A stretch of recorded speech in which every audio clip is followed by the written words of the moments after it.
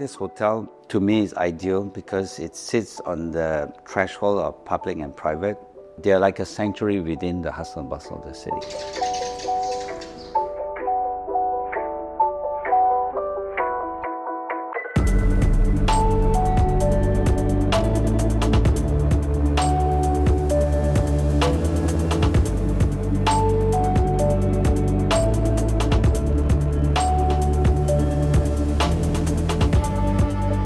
My mother is from the Khoo family.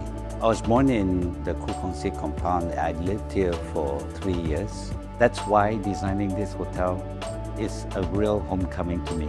It's a tribute to memory, to place, and to design in a very personal way.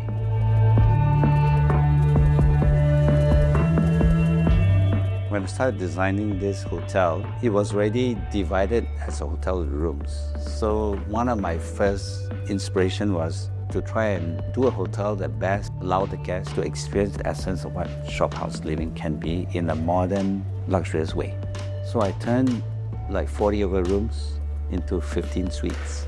Arrival is so important when you're designing hotel. So you transition into a courtyard, then walk into the lobby, and there's no check-in. From then you're led to your suite almost immediately, and the check-in happens in the suite. The guests are very happy to open the door, and then the expanse of space and the light and the tranquility is almost like you're entering a different world.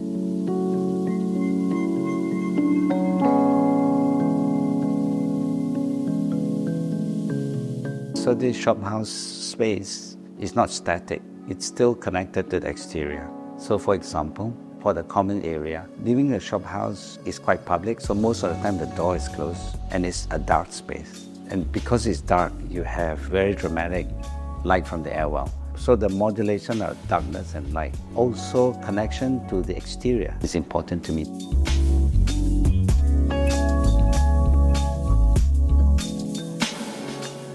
In the old days, there's no air conditioning.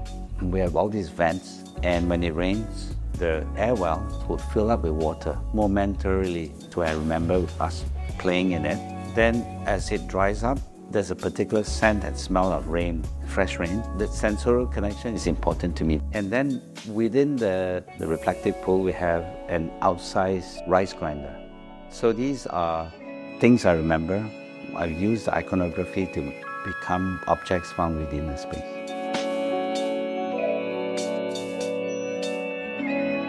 We have motifs that we find from the Kongsi building itself, like the air vents that are carved, the temple lions that guards your bedroom, which is quite common in South Chinese building to ward away the evil spirits. The materials that I use, generally textural, that can come together. We have ceramic panels, we use alabaster. So the lamps, your basins are alabaster, semi-precious material. You can find granite, for example, the airwells, original granite. We have brushed lightwood because the lightwood actually allows you to see shadows and light a bit clearer.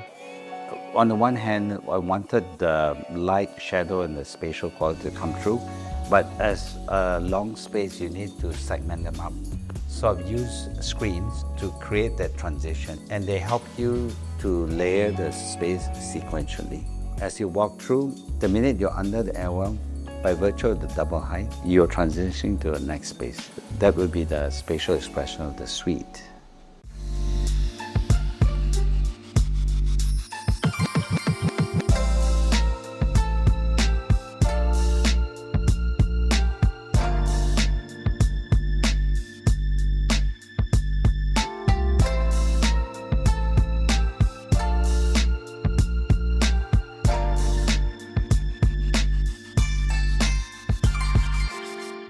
Penang is well known for food.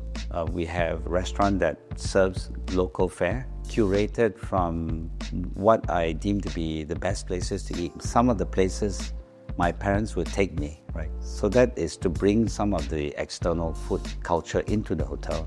Of course, we have our own food as well, more comfort food, international comfort fare, and different drinks and different snacks.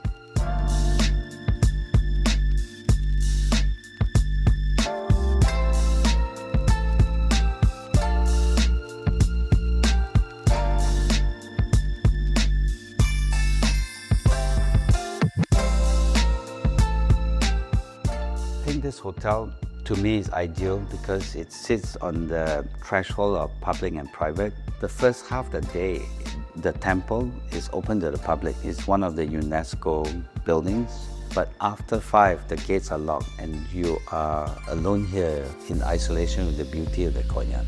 I lived here for 3 years. Very communal, happy memories, full of aunties, uncles, and cousins. So there's always activity and running around playing in the courtyard. That's why designing this hotel is a real homecoming to me. And once in a while, at the end of the day or very early in the morning, when everybody is still sleeping, I had that moment. You know, it felt good to have done this. The connection here is real. My goal is to show Penang through my own personal lens in a very seamless, luxurious way.